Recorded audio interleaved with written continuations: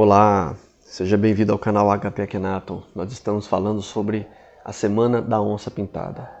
Hoje eu quero estar encerrando o assunto um pouco para a gente poder abordar outros arquétipos, mas eu quero fazer um fechamento com o Chilam Balam, que seria um conhecimento maia sobre um livro, um tratado, que fala sobre o tempo e as dificuldades que aquele povo vivia. Chilam Balam, muitas vezes, para alguns especialistas, é interpretado como um sacerdote, o sacerdote jaguar. Por que eu quis terminar esse vídeo com essas últimas palavras? Porque Chilam Balam, ele era considerado o sacerdote jaguar. Não se sabe se colocar o nome do texto, dos textos, o nome dele, ou se o próprio texto chama Chilam Balam. Mas lá fala sobre aquilo que os estudiosos falam que são os seres antropomórficos, que seriam esses seres misturados, com animais. Mas o que as pessoas não entendem é que, na verdade, os xamãs, esses sacerdotes, estavam falando de animais companheiros, animais que nos acompanham durante a vida toda. Traduzindo para hoje, você poder entender melhor, você pode traduzir como sentimentos que lhe acompanham ao longo da vida. Para a Igreja Católica é muito fácil falar assim que um anjo da guarda lhe acompanha a vida inteira. Para o Centro Espírita é muito fácil dizer que um espírito te acompanha. Mas no passado, para falar isso para uma pessoa, você tinha que elaborar de que forma? Tinha que elaborar uma energia que mais predominava no folclore, na cultura daquele povo, que eram esses animais misteriosos. E qual um dos animais mais misteriosos que girava o medo daquelas pessoas?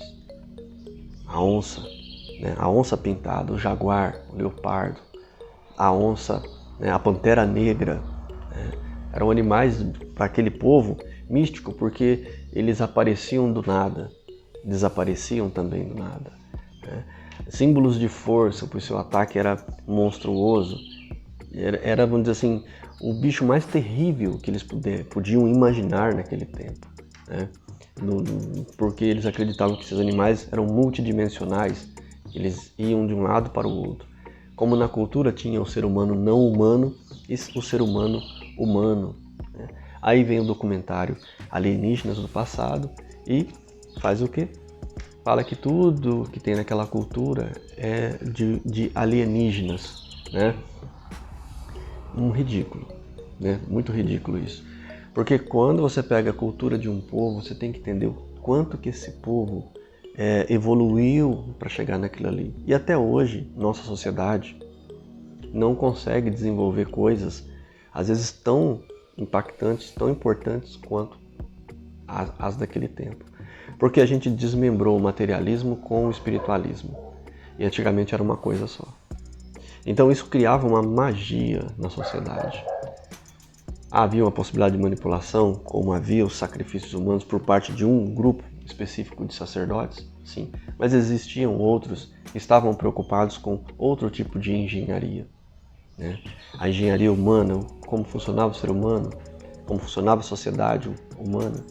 Daí que eles criaram essas ideias que você vai ver, a ideia no Egito de alienígenas, que esse documentário coloca, quando coloca os seres antropomórficos.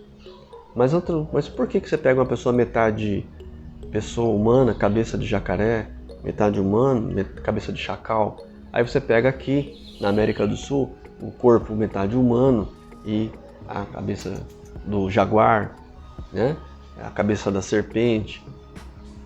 Por quê? Olha só, gente, vamos aqui na nossa conversa para a gente poder entender.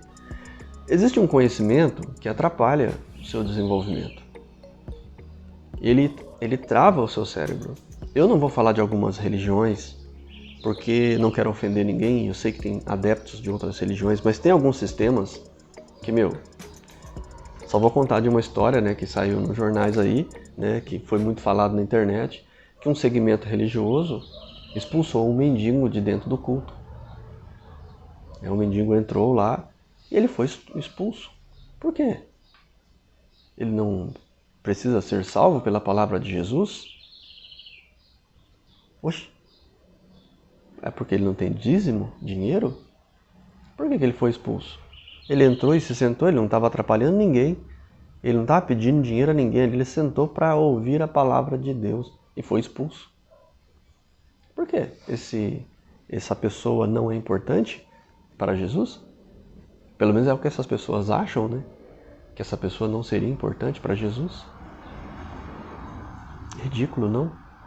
Mas isso aconteceu de fato, gente. Não vou falar sobre nenhuma religião ou pessoas, até porque para o YouTube não bloquear aqui o canal. Ele censura muita coisa. Até mesmo aqui no YouTube eu não tenho essa liberdade que às vezes eu falo para vocês, né? Porque o próprio sistema ele tem o seu mecanismo de defesa e por parte está certo. Não é certo a gente ficar falando mal dos outros. A gente tem que construir, na verdade, possibilidades melhores, situações melhores, para que você consiga realmente ter um caminho, ter uma ideia a seguir, de fato construtiva. Como eu sempre digo, estou cansado de ver palavras e palavreados aqui na internet que não funcionam nada. Não funcionam mesmo, gente. Vocês vão começar, vão pagar e não vai funcionar. Sua vida vai voltar na mesma coisa. Porque você não mudou esta ideia do arquétipo, essa ideia interior, esse caminho da força interior. Porque se você mudar isso, você transformar isso, realmente você vai começar a ver as coisas de outra forma, com outra perspectiva. Porque quando eu sei que não são alienígenas que fizeram as pirâmides, foram mentes humanas, foram a capacidade da engenharia humana, da matemática humana, do sentimento espiritual, porque tinha um espiritual envolvido naquilo. E se a nossa sociedade fosse também um pouco mais espiritual? Como ser espiritual, Carlos? Quando eu consumir alguma coisa, eu me preocupar com um ser que para mim é vivo, que é a Terra, o planeta, que ela permite que eu viva e consuma seu produto. Ela quer que a minha consciência, de certa forma, interaja com a consciência dela. Eu estou espiritualizando a minha vida? Tentando, pelo menos todos os dias, espiritualizar a minha vida, né? E eu acho que isso é um dos pontos que nós nunca devemos nos esquecer. Que nossa vida, ela deve ser espiritualizada. Mas para isso você não pode ser bobinho, tonto, tolinho. Não seja um tolo. Seja alguém que está querendo ser hoje o xamã, querendo ser hoje o monge, querendo ser hoje a pessoa em sua própria casa. Porque na sua própria casa você pode ter um canto para meditar, para ser um yogi naquele momento do dia. Você vai trabalhar, vai cuidar da sua família, você vai guardar um momento para espiritualizar, para se transformar.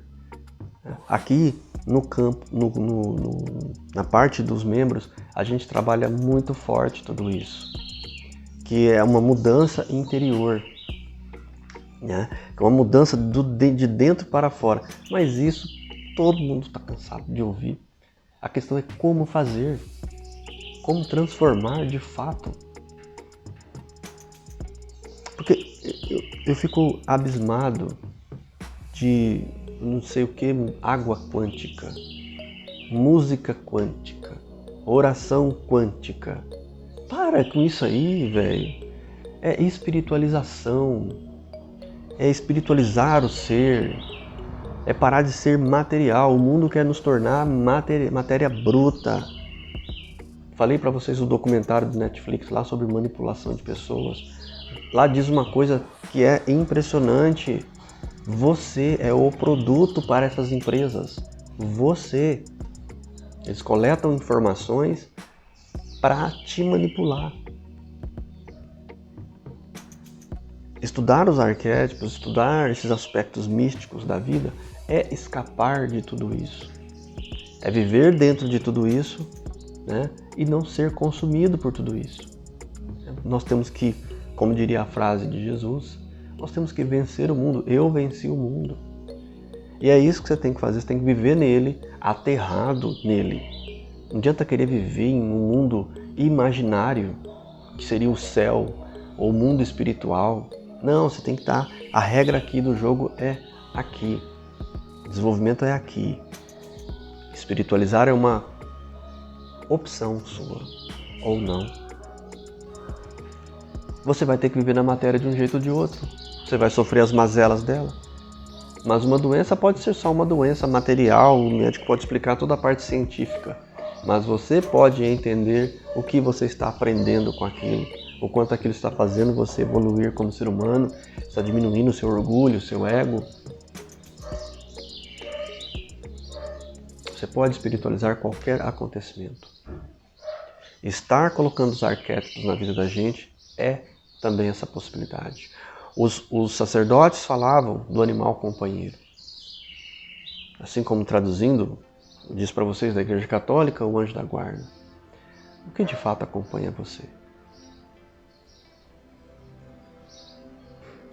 Não é como se você simbolizasse uma consciência te acompanha? Você não está consciência inserido na grande consciência cósmica do eterno Brahman?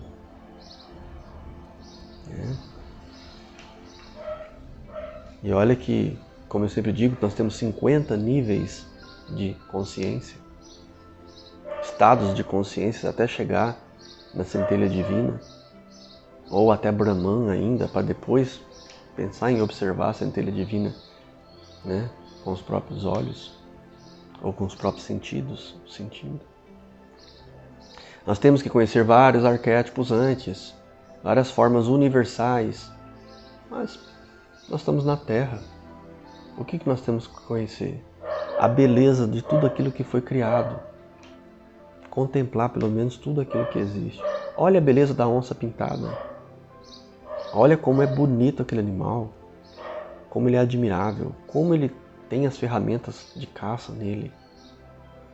Mas mais do que isso, tente entender a parte dos felinos que vem de um arquétipo superior a todos eles, que é a primeira forma criada por Deus dos felinos. E veja se não há uma estrutura universal de conhecimentos ali, assim como todos os outros arquétipos. Inclusive nós, os humanos, somos também um arquétipo. Mas aí nós temos ideias fantasmas dentro de nós, ideias de anti-arquétipo, ideias de formas errôneas sobre nós mesmos. Pense um pouco nisso. Vou terminando por aqui, agradeço vocês por terem acompanhado os vídeos da onça e logo nós vamos escolher outro arquétipo aqui para estar comentando. Vou fazer um fechamento, talvez no próximo vídeo, de perguntas e respostas sobre todas as perguntas sobre a onça pintada e o conhecimento que vocês apresentaram aqui também através da área de comentários. Serenidade profunda a todos vocês, eu me torno você.